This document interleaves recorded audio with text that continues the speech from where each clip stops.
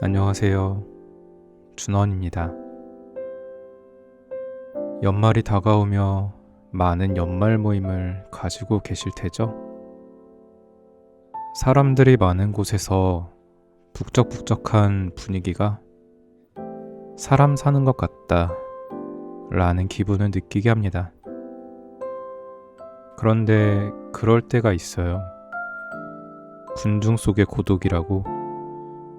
분명 여러 사람들 속에 있는데 왠지 나만 홀로 떨어져 있는 것 같은 외로움이 들 때 말이죠.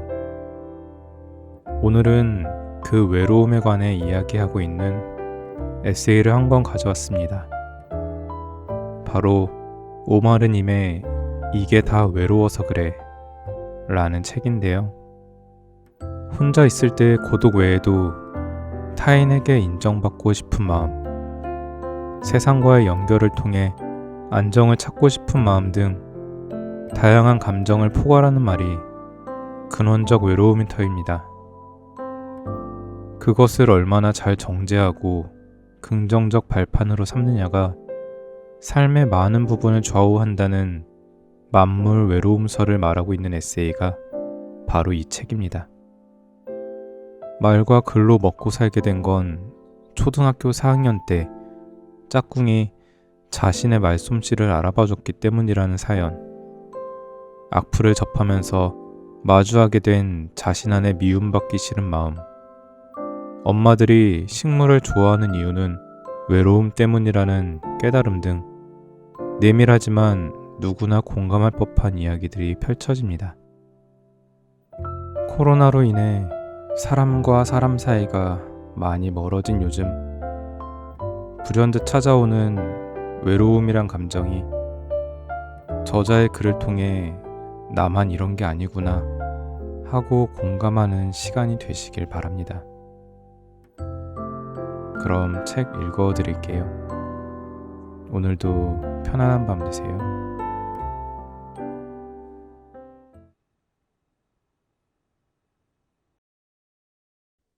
가만히 있는 것은 얼마나 위대한 일인가. 2022년 2월 장기하가 새 앨범을 냈다. 그중 트랙 리스트를 공개할 때부터 궁금했던 곡이 있었다. 가만히 있으면 되는데 자꾸만 뭘 그렇게 할라 그래. 곡 제목이다. 제목뿐 아니라 가사에서도 이 한 구절만을 반복한다. 충분히 실험적인 사운드가 가사 때문에 그리 실험적으로 들리지 않았다. 가만히 있으면 되는데 자꾸만 뭘 그렇게 할라 그래. 그 한 구절은 그동안 연극적으로 살아왔던 내게 깊은 창피함을 선사했다. 나대고는 싶지만 또 마냥 가볍게 보이기는 싫어서 나대는 와중에도 내가 가볍기만 한 사람이 아니라는 신호를 말 밑에 깔아 사람들이 알아보길 바라고 뭐든 개의치 않는 시원시원한 사람을 연기하면서 속에서 그런 자신을 지독하게 관리 감독하는 나를 들킨 기분이 들었다. 나 자신도 한 겹씩 벗겨낼 수 없을 만큼 여러 겹의 가식으로 뚫뚫 말려있는 마음 전체가 쇠꼬챙이로 단번에 푹 뚫리는 느낌이었다. 그러게 가만히 있어도 되는데 왜 자꾸만 뭘 그렇게 하려 그럴까? 불안해서 사는 내내 가만히 있을 수가 없었다. 내가 얼마나 재미있으면서도 진지한 사람인지, 함께 시간을 쓸 만한 가치가 있는 사람인지를 끝없이 피력했다. 이제 와서 그게 공허한 짓이었다고 말할 수는 없다. 같이 있으면 재미있는 사람. 그게 내가 살면서 얻은 가장 큰 트로피이기도 하고, 그런 내가 정말로 좋기도 했으니까. 다만 요즘에는 그렇게 행동하는 게 좀 필요하다. 예전엔 쉬지 않고 입을 놀리는 친구들이 나 같아서 좋았다. 지금은 나 같아서 별로다. 예전엔 그 친구들에게서 유쾌함을 봤지만 이젠 그 아래 깔린 불안을 보게 된다. 그래서 좀 피하고 싶다. 징그럽게 나 같아서. 혼자 있을 때도 마찬가지다. 가만히 있기가 힘들다. 누군가와 함께 있을 땐 말이건 행동이건 뭔가를 끊임없이 몸 밖으로 내놓아야 직성이 풀렸는데 혼자 있을 땐 계속 무언가에 주로 화면 속 내용에 정신을 내어주고 있어야 마음이 놓인다. 무엇과도 연결되어 있지 않고 오롯이 혼자 존재하는 순간을 견디지 못하게 된 것 같다. 그냥 숨만 쉬고 있는 경우는 거의 없다. 몰라도 좋을 정보나 친하지도 않은 사람들의 시답잖은 소식들을 끝없이 눈으로 빨아들여 머릿속에 꽉꽉 채운다. 어떤 빈 공간도 남겨두지 않는다. 누가 스타벅스에 갔다가 한 남자가 스마트폰도 이어폰도 노트북도 심지어 책도 없이 가만히 앉아 커피만 마시고 있는 모습을 봤는데 꼭 사이코패스 같았다고 한 농담을 읽었다. 그 농담 역시 가만히 있지 못해 스마트폰 화면을 보다가 읽었다. 마지막으로 가만히 앉아만 있었던 때가 언제였나 기억을 더듬어 본다. 버스 창밖을 보며 가만히 앉아있던 중학생 때의 나는 도무지 내가 아닌 것 같다. 나도 그토록 오롯이 의젓할 수가 있었다니. 작년 7월 이사를 한 직후 테라스에 마련된 작은 텃밭에 이것저것을 심었다. 상추, 깻잎, 민트, 로즈메리 등. 날이 추워진 이후로는 테라스에 나갈 일이 거의 없었다. 제법 따뜻해진 3월, 봄맞이로 빤 이불을 널려 나갔다가 그때까지 살아있는 식물들을 만났다. 겨우내 물 한 번 제대로 준 적이 없는데도 그들은 거기 가만히 살아있었다. 조금 힘없이 웅크리고는 있지만 초록 빛깔은 잃지 않은 채로 약간 뭉클할 지경이었다. 그날 난 정말이지 절절한 마음으로 그 식물들처럼 되고 싶다고 생각했다. 가만히 있는 것은 얼마나 경이로운가. 누가 봐주건 말건 나로서 있는 그대로 존재하고 그뿐인 것은 얼마나 위대한 일인가.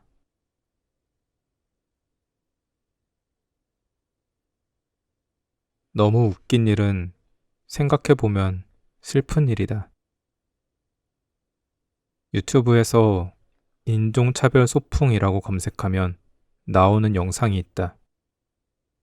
얼굴이 잔뜩 클로즈업된 흑인 청년이 친구들과 둘러앉아 어린 시절의 썰을 푸는 영상이다. 학교에서 현장 학습을 갔는데 백인 선생님이 자신을 포함한 흑인 친구들에게 땡볕 아래서 목화를 죽게 했다는. 그는 아무것도 모를 나이라 신나서 목화를 땄는데 심지어 선생님은 아이들이 봉투에 담아온 목화를 집에 가져가게 하는 게 아니라 제출받아 한 대 모았다. 왜인지 그는 반항심에 몰래 주머니에 목화를 한 줌 챙겨 집으로 갔고 그 덕에 체험학습의 내용을 알게 된 그의 엄마가 학교에 가서 선생님에게 쌍욕을 하고 학교를 엎었다는 그런 이야기다. 듣고 있는 친구들은 내내 폭소를 터뜨린다. 하나 더. 강한 용사 여호와라고 검색하면 나오는 영상이 있다. 어느 큰 교회 무대에 오른 사람이 찬송가를 부르는 영상이다. 강한 용사 여호와라는 구절을 거듭 고음으로 내지르며 끝나는 곡인데 그는 긴장한 탓인지 삑사리를 내버린다. 아직 보지 않았다면 한번 보기를 추천한다.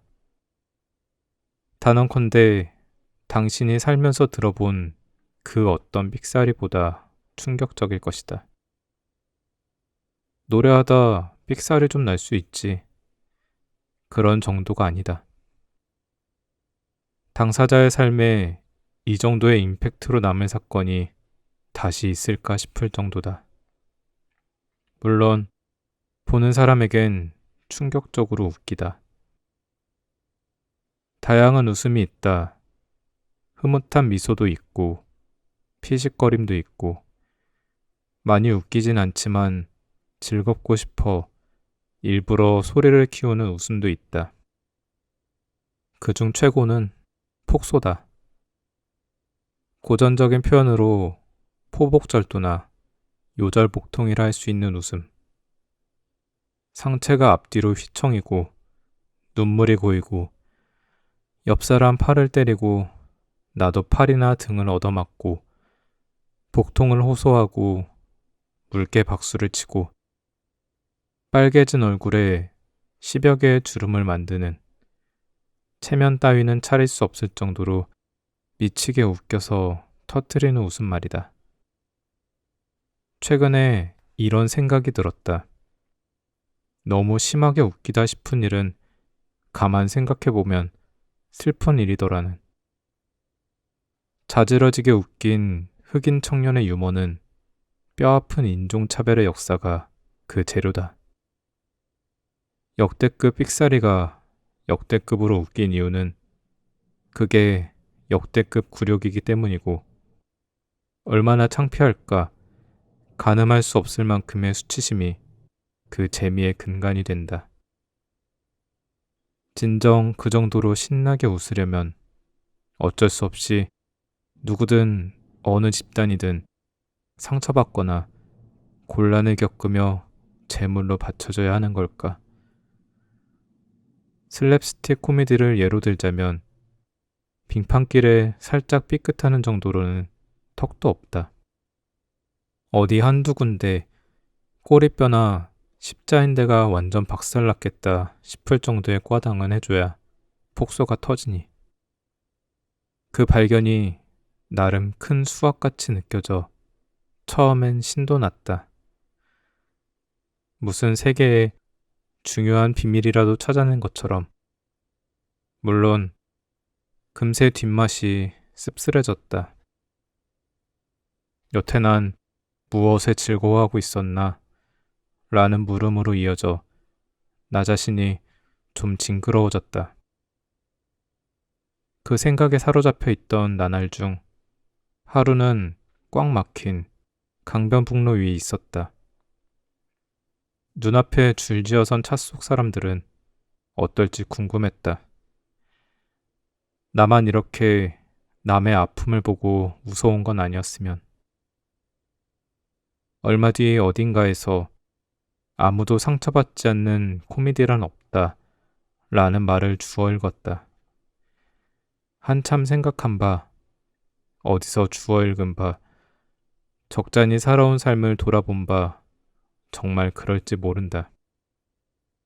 아니, 아마 맞는 것 같다. 너무 웃긴 일은 사실 슬픈 일이다.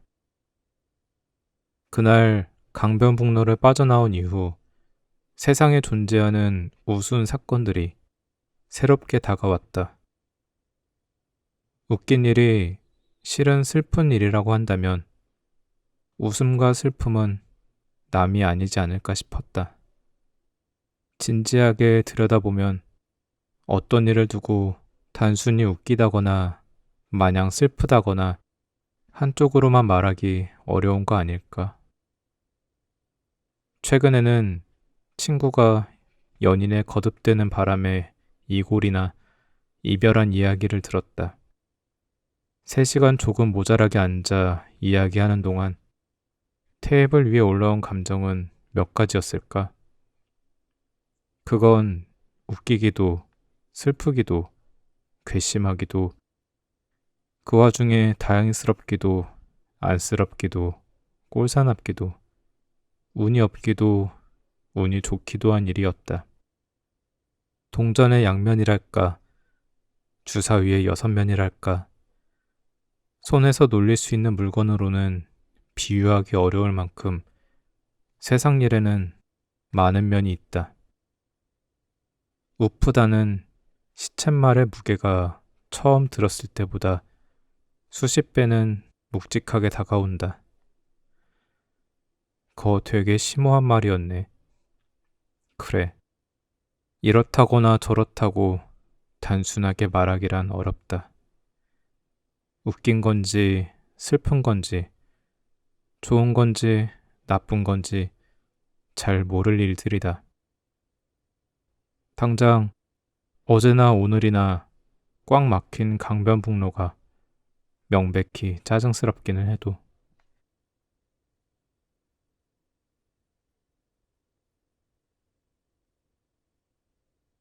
연인들의 격전지. 길을 걷는다. 한 쌍의 커플이 눈에 들어온다. 두 사람의 이름도 나이도 모르지만 한 가지만은 확신할 수 있다. 싸우고 있구나. 최대한 그들을 의식하지 않으려는 나 자신을 무진장 의식하며 그들 곁을 지나친다. 신경 쓰지 않을게요. 하던 거 계속하세요. 그들의 위치가 좌우로 행인들이 스쳐가는 보도 한가운데라면 사안이 아주 심각하구나 생각한다. 지하철역 출구 옆에만 비켜 서 있어도 나름대로 이성이 남아있는 상태일 테다. 자기야, 사람들 지나가니까 이쪽으로 서. 대로 옆구리로 빠진 골목 안쪽이라면 상황은 더 괜찮아 보인다. 사람들의 시선을 고려할 정도로는 여유가 있었겠구나. 물론 시작할 때 그랬다는 것이고 대화가 진행되면 어디까지 심각해질지는 두고 볼 일이겠지만 팔짱을 낀 채 온기 없는 눈으로 남자를 올려다보는 여자. 가끔 이마를 짚거나 마른 세수를 하는 남자. 보통 그런 모습이다. 오늘 무슨 일이 있으셨나요? 어떤 문제가 이 좋은 날씨에 멋지게 꾸미고 나온 두 분의 데이트를 엉망으로 만들었나요? 그게 실은 별 이유 같지도 않은 이유 때문이라는 걸 안다. 하지만 그건 시간이 지나고 돌아봤을 때의 생각이지. 몇 달 뒤면 기억도 나지 않을 어떤 이유가 그날 그 자리에서만은 세상 가장 심각한 문제가 되어 둘을 괴롭힌다. 문득 이 번화가 곳곳이 과거 수많은 연인들의 격전지였음을 생각한다. 거기에는 내 기억들도 포개져 있다. 정말 끝이라고 한마디만 더 하면 집에 가겠다는 말을 들었던 게 저 PC방 옆이었던가. 그런 말을 들을 만한 상황이라면 모르긴 몰라도 엄청난 사건이었을 텐데 싸운 이유는 도무지 기억이 안 난다. 그저 싸울 때 나를 둘러싸고 있던 공기의 감각만 남아있다. 물기가 그렁그렁한 눈동자, 잦은 한숨, 같은 이야기의 반복. 30분 전까지 깔깔대던 우리에게 무슨 일이 일어난 건가? 주변 공기가 얼어붙는 것을 느낀다. 관계자가 둘뿐이니 일련의 사건 전부는 아니더라도 50% 정도는 이해할 수 있어야 할 텐데 왜 이렇게 되었는지 당최 1도 알 수 없다. 그저 정신을 차려보면 그러고 있다. 우리는 언제부터 그래왔을까? 연인은 보통 싸운다. 이 사람과 친구였다면, 그러니까 그때 내가 고백을 하지 않아서 손을 잡고 입을 맞추는 사이까지 오지 않았더라면 그랬더라도 싸웠을까? 아무리 생각해봐도 그럴 리 없으니 우린 연인이어서 싸우는 것이겠다. 내 인생 100번의 싸움 중 95번은 연인과의 싸움이었다. 사랑해서 만나고 사랑해서 싸운다. 별안간 그 사실이 안쓰럽게 다가왔다. 그때 나도 너도 저쪽 구석 테이블에 심각하게 앉아 삼겹살과 속을 동시에 태우고 있는 두 사람도. 오늘도 최대한 의식하지 않으려고 애쓰며 그들 옆을 지나치지만 너무 남일 같지 않아서 마음이 쓰인다. 부디 오늘의 다툼이 두 사람을 더 나은 곳으로 데려다 줄 수 있기를.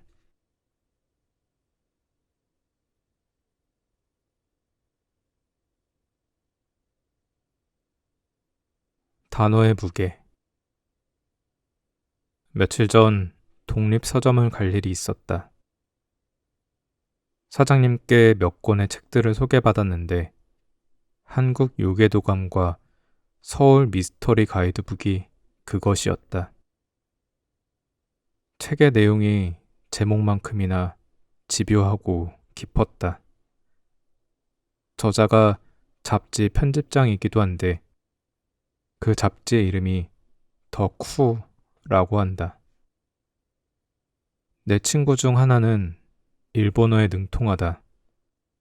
따로 말하지 않으면 일본인들도 그가 한국인인 걸 모를 정도로 한다. 일본어를 잘하게 된 비법을 물으니 어릴 때 일본 만화를 좋아했다고 정말 그렇게만 답했다. 만화를 얼마만큼 좋아하면 만화 속 언어를 그 나라 사람처럼 할 수 있게 되는 걸까? 나는 살면서 어떤 것도 미치게 좋아해 본 적이 없다. 어릴 땐 나에게 미치게 좋아하는 게 하나도 없다는 것이 마음에 들지 않아 몇 가지를 좋아하는 척도 해봤는데 지금은 그런 연기조차 옛일이 되었다. 그 시절엔 나처럼 미지근한 애정밖에 가져본 적 없는 사람들이 던지는 조롱과 수모를 견디며 자신이 사랑하는 것들을 놓지 않았던 덕후들이 있었다. 모두가 잊었는지 잊은 척 하는 건지 알 수 없지만 우리는 그 시절 참 나빴다. 다수가 관심이 없는 분야에 빠져 있다고 해서 그들을 이상한 사람, 사회적으로 사람들과 어울리는데 문제가 있는 사람으로 몰았고 그게 취향 없는 우리들에겐 제법 재미난 놀이였던 것을 기억한다. 시대도 바뀌었다면 바뀌었고 이제 누구도 덕후라는 단어를 이전처럼 모욕을 주기 위해서 쓰지 않는다. 그래서 그렇기 때문에 우린 여전히 나쁘다는 생각이 든다. 떡볶이 덕후, 캠핑 덕후, 마블 덕후, 또 뭐가 있나? 이제 우리는 한 분야에 대한 사랑을 표현하기 위해 덕후라는 단어를 편히 갖다 붙인다. 그 단어 자체가 오명이던 시절에는 단어 근처에도 가지 않으려 했던 우리가 지금의 우리와 같은 우리임을 알고 있다. 어떤 단어의 주인은 그 단어가 지니는 무게를 견뎌온 사람들이라 믿는다. 지금 우리는 그 단어를 훔쳐 쓰고 있다.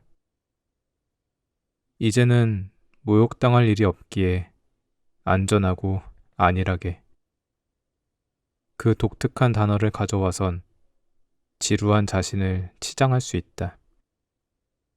당신은 떡볶이를 얼마나 사랑하는가? 모두가 당신의 식성을 비웃으며 떡볶이 좋아하는 사람은 정상이 아니라고 말해도 그 마음 변치 않을 수 있는가? 나는 덕후라는 말이 이리도 쉽게 쓰이는 것이 슬프다. 이토록 안전한 사랑들의 덕후라니. 시대를 이겨온 사람들에게 미안하지 않은가 하여.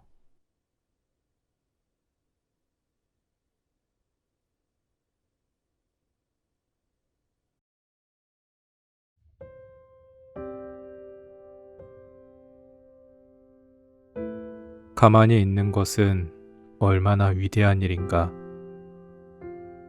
2022년 2월 장기하가 새 앨범을 냈다. 그중 트랙 리스트를 공개할 때부터 궁금했던 곡이 있었다. 가만 있으면 되는데 자꾸만 뭘 그렇게 할라 그래. 곡 제목이다. 제목뿐 아니라 가사에서도 이 한 구절만을 반복한다. 충분히 실험적인 사운드가 가사 때문에 그리 실험적으로 들리지 않았다. 가만히 있으면 되는데 자꾸만 뭘 그렇게 할라 그래. 그 한 구절은 그동안 연극적으로 살아왔던 내게 깊은 창피함을 선사했다. 나대고는 싶지만 또 마냥 가볍게 보이기는 싫어서 나대는 와중에도 내가 가볍기만 한 사람이 아니라는 신호를 말 밑에 깔아 사람들이 알아보길 바라고 모든 개의치 않는 시원시원한 사람을 연기하면서 속에서 그런 자신을 지독하게 관리 감독하는 나를 들킨 기분이 들었다. 나 자신도 한 겹씩 벗겨낼 수 없을 만큼 여러 겹의 가식으로 뚫뚫 말려있는 마음 전체가 쇠꼬챙이로 단번에 푹 뚫리는 느낌이었다. 그러게 가만히 있어도 되는데 왜 자꾸만 뭘 그렇게 할라 그럴까? 불안해서 사는 내내 가만히 있을 수가 없었다. 내가 얼마나 재미있으면서도 진지한 사람인지, 함께 시간을 쓸 만한 가치가 있는 사람인지를 끝없이 피력했다. 이제 와서 그게 공허한 짓이었다고 말할 수는 없다. 같이 있으면 재미있는 사람. 그게 내가 살면서 얻은 가장 큰 트로피이기도 하고, 그런 내가 정말로 좋기도 했으니까. 다만 요즘에는 그렇게 행동하는 게 좀 필요하다. 예전엔 쉬지 않고 입을 놀리는 친구들이 나 같아서 좋았다. 지금은 나 같아서 별로다. 예전엔 그 친구들에게서 유쾌함을 봤지만 이젠 그 아래 깔린 불안을 보게 된다. 그래서 좀 피하고 싶다. 징그럽게 나 같아서. 혼자 있을 때도 마찬가지다. 가만히 있기가 힘들다. 누군가와 함께 있을 땐 말이건 행동이건 뭔가를 끊임없이 몸 밖으로 내놓아야 직성이 풀렸는데, 혼자 있을 땐 계속 무언가에, 주로 화면 속 내용에 정신을 내어주고 있어야 마음이 놓인다. 무엇과도 연결되어 있지 않고 오롯이 혼자 존재하는 순간을 견디지 못하게 된 것 같다. 그냥 숨만 쉬고 있는 경우는 거의 없다. 몰라도 좋을 정보나 친하지도 않은 사람들의 시답잖은 소식들을 끝없이 눈으로 빨아들여 머릿속에 꽉꽉 채운다. 어떤 빈 공간도 남겨두지 않는다. 누가 스타벅스에 갔다가 한 남자가 스마트폰도 이어폰도 노트북도 심지어 책도 없이 가만히 앉아 커피만 마시고 있는 모습을 봤는데 꼭 사이코패스 같았다고 한 농담을 읽었다.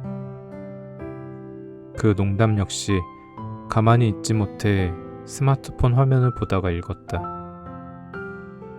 마지막으로 가만히 앉아만 있었던 때가 언제였나 기억을 더듬어 본다. 버스 창밖을 보며 가만히 앉아있던 중학생 때의 나는 도무지 내가 아닌 것 같다. 나도 그토록 오롯이 의젓할 수가 있었다니. 작년 7월 이사를 한 직후 테라스에 마련된 작은 텃밭에 이것저것을 심었다. 상추, 깻잎, 민트, 로즈메리 등. 날이 추워진 이후로는 테라스에 나갈 일이 거의 없었다. 제법 따뜻해진 3월, 봄맞이로 빤 이불을 널러 나갔다가 그때까지 살아있는 식물들을 만났다. 겨우내 물 한 번 제대로 준 적이 없는데도 그들은 거기 가만히 살아있었다. 조금 힘없이 웅크리고는 있지만 초록 빛깔은 잃지 않은 채로 약간 뭉클할 지경이었다. 그날 난 정말이지 절절한 마음으로 그 식물들처럼 되고 싶다고 생각했다. 가만히 있는 것은 얼마나 경이로운가. 누가 봐주건 말건 나로서 있는 그대로 존재하고 그뿐인 것은 얼마나 위대한 일인가.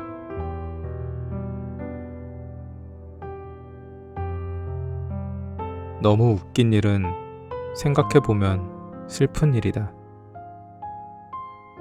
유튜브에서 인종차별 소풍이라고 검색하면 나오는 영상이 있다.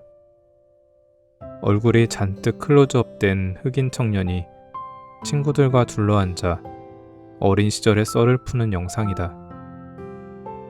학교에서 현장 학습을 갔는데 백인 선생님이 자신을 포함한 흑인 친구들에게 땡볕 아래서 목화를 줍게 했다는.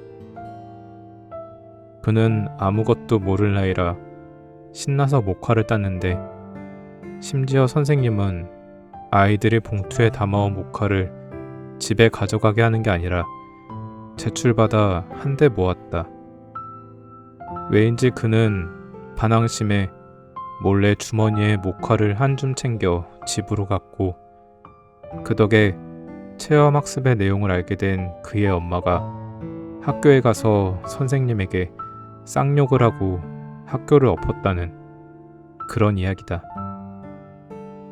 듣고 있는 친구들은 내내 폭소를 터뜨린다. 하나 더. 강한 용사 여호와라고 검색하면 나오는 영상이 있다. 어느 큰 교회 무대에 오른 사람이 찬송가를 부르는 영상이다. 강한 용사 여호와라는 구절을 거듭 고음으로 내지르며 끝나는 곡인데 그는 긴장한 탓인지 삑사리를 내버린다. 아직 보지 않았다면 한번 보기를 추천한다. 단언컨대 당신이 살면서 들어본 그 어떤 삑사리보다 충격적일 것이다. 노래하다 삑사리 좀 날 수 있지. 그런 정도가 아니다. 당사자의 삶에 이 정도의 임팩트로 남은 사건이 다시 있을까 싶을 정도다. 물론 보는 사람에겐 충격적으로 웃기다. 다양한 웃음이 있다. 흐뭇한 미소도 있고 피식거림도 있고 많이 웃기진 않지만 즐겁고 싶어 일부러 소리를 키우는 웃음도 있다. 그중 최고는 폭소다. 고전적인 표현으로 포복절도나 요절복통이라 할 수 있는 웃음. 상체가 앞뒤로 휘청이고 눈물이 고이고 옆사람 팔을 때리고 나도 팔이나 등을 얻어맞고 복통을 호소하고 묽게 박수를 치고 빨개진 얼굴에 10여 개의 주름을 만드는 체면 따위는 차릴 수 없을 정도로 미치게 웃겨서 터뜨리는 웃음말이다. 최근에 이런 생각이 들었다. 너무 심하게 웃기다 싶은 일은 가만 생각해보면 슬픈 일이더라는. 자지러지게 웃긴 흑인 청년의 유머는 뼈아픈 인종차별의 역사가 그 재료다. 역대급 삑사리가 역대급으로 웃긴 이유는 그게 역대급 굴욕이기 때문이고, 얼마나 창피할까. 가늠할 수 없을 만큼의 수치심이 그 재미의 근간이 된다.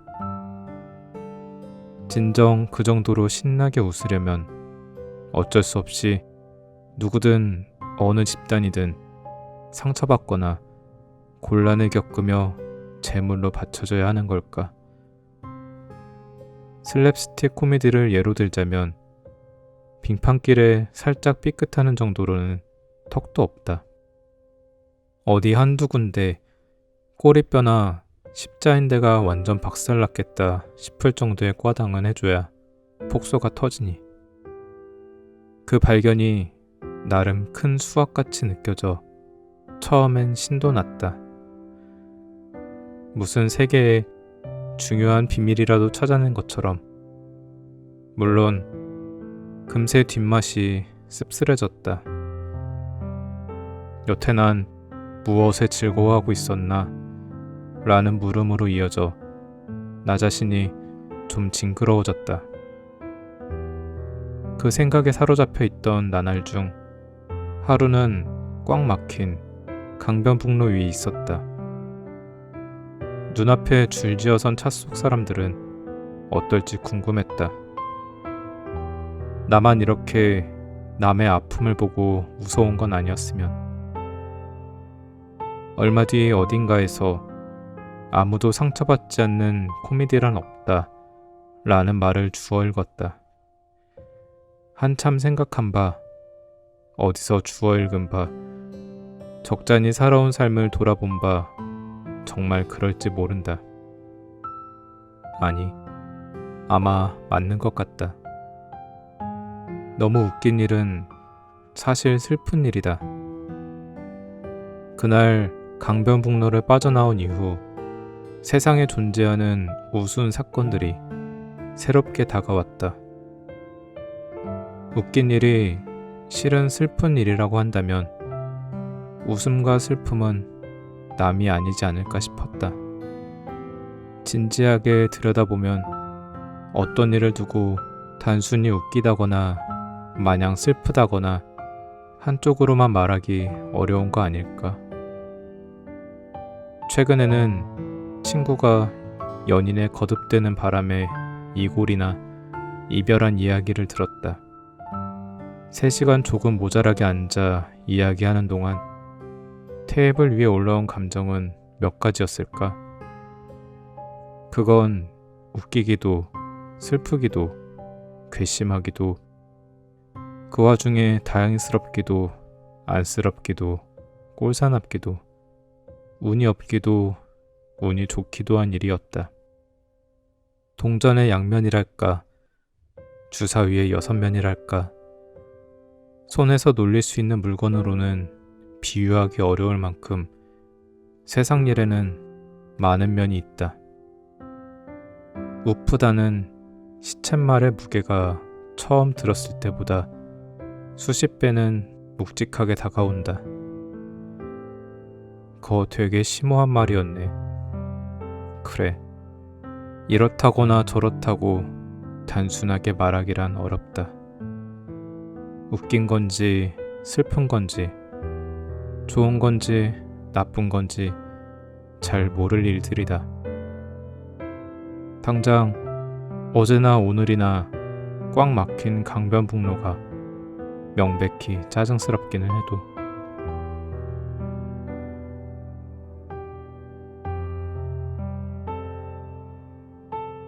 연인들의 격전지. 길을 걷는다. 한 쌍의 커플이 눈에 들어온다. 두 사람의 이름도 나이도 모르지만 한 가지만은 확신할 수 있다.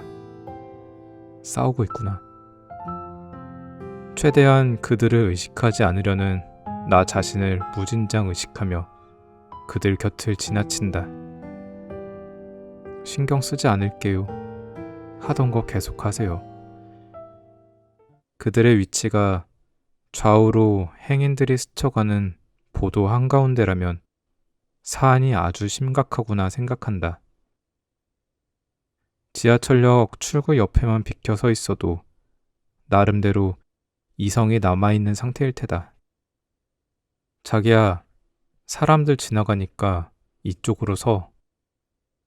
대로 옆구리로 빠진 골목 안쪽이라면 상황은 더 괜찮아 보인다. 사람들의 시선을 고려할 정도로는 여유가 있었겠구나. 물론 시작할 때 그랬다는 것이고 대화가 진행되면 어디까지 심각해질지는 두고 볼 일이겠지만 팔짱을 낀 채 온기 없는 눈으로 남자를 올려다보는 여자. 가끔 이마를 짚거나 마른 세수를 하는 남자. 보통 그런 모습이다. 오늘 무슨 일이 있으셨나요? 어떤 문제가 이 좋은 날씨에 멋지게 꾸미고 나온 두 분의 데이트를 엉망으로 만들었나요? 그게 실은 별 이유 같지도 않은 이유 때문이라는 걸 안다. 하지만 그건 시간이 지나고 돌아봤을 때의 생각이지. 몇 달 뒤면 기억도 나지 않을 어떤 이유가 그날 그 자리에서만은 세상 가장 심각한 문제가 되어 둘을 괴롭힌다. 문득 이 번화가 곳곳이 과거 수많은 연인들의 격전지였음을 생각한다. 거기에는 내 기억들도 포개져 있다. 정말 끝이라고 한마디만 더 하면 집에 가겠다는 말을 들었던 게 저 PC방 옆이었던가. 그런 말을 들을 만한 상황이라면 모르긴 몰라도 엄청난 사건이었을 텐데 싸운 이유는 도무지 기억이 안 난다. 그저 싸울 때 나를 둘러싸고 있던 공기의 감각만 남아있다. 물기가 그렁그렁한 눈동자, 잦은 한숨, 같은 이야기의 반복. 30분 전까지 깔깔대던 우리에게 무슨 일이 일어난 건가? 주변 공기가 얼어붙는 것을 느낀다. 관계자가 둘뿐이니 일련의 사건 전부는 아니더라도 50% 정도는 이해할 수 있어야 할 텐데 왜 이렇게 되었는지 당최 1도 알 수 없다. 그저 정신을 차려보면 그러고 있다. 우리는 언제부터 그래왔을까? 연인은 보통 싸운다. 이 사람과 친구였다면, 그러니까 그때 내가 고백을 하지 않아서 손을 잡고 입을 맞추는 사이까지 오지 않았더라면 그랬더라도 싸웠을까? 아무리 생각해봐도 그럴 리 없으니 우린 연인이어서 싸우는 것이겠다.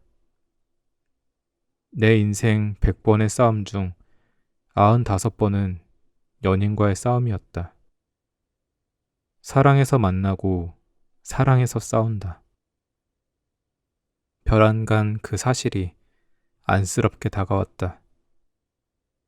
그때의 나도 너도 저쪽 구석 테이블에 심각하게 앉아 삼겹살과 속을 동시에 태우고 있는 두 사람도 오늘도 최대한 의식하지 않으려고 애쓰며 그들 옆을 지나치지만 너무 남일 같지 않아서 마음이 쓰인다. 부디 오늘의 다툼이 두 사람을 더 나은 곳으로 데려다 줄 수 있기를.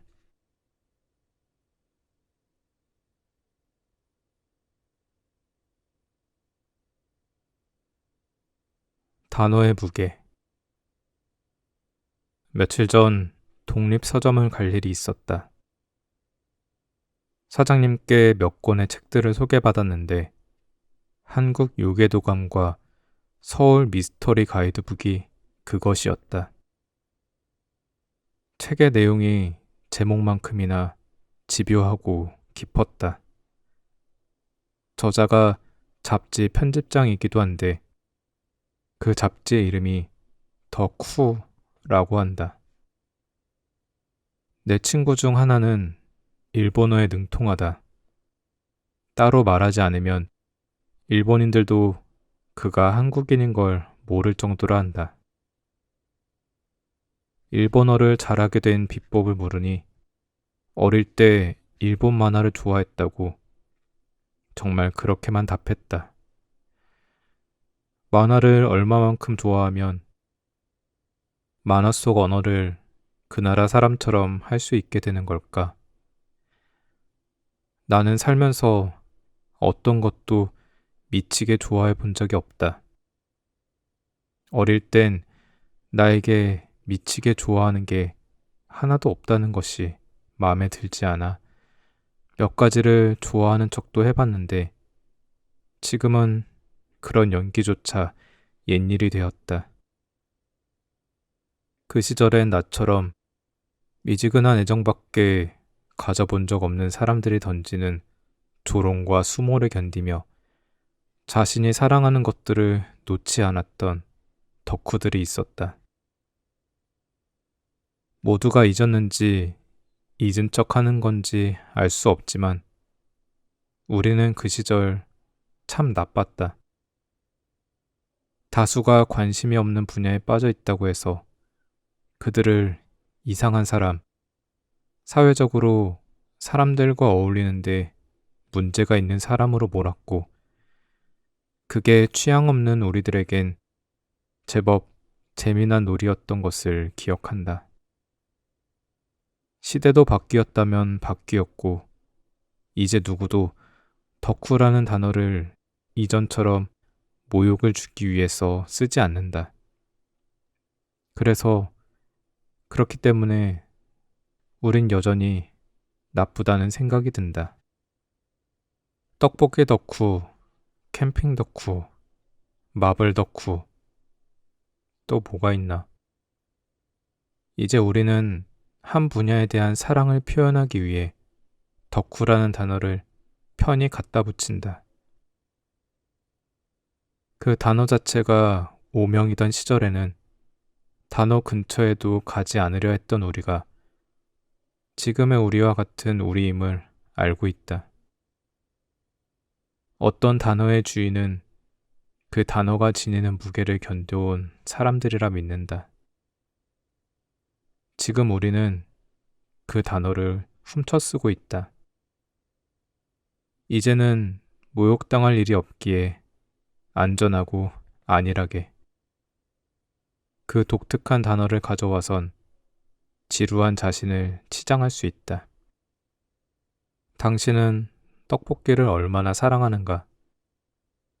모두가 당신의 식성을 비웃으며 떡볶이 좋아하는 사람은 정상이 아니라고 말해도 그 마음 변치 않을 수 있는가? 나는 덕후라는 말이 이리도 쉽게 쓰이는 것이 슬프다. 이토록 안전한 사랑들의 덕후라니.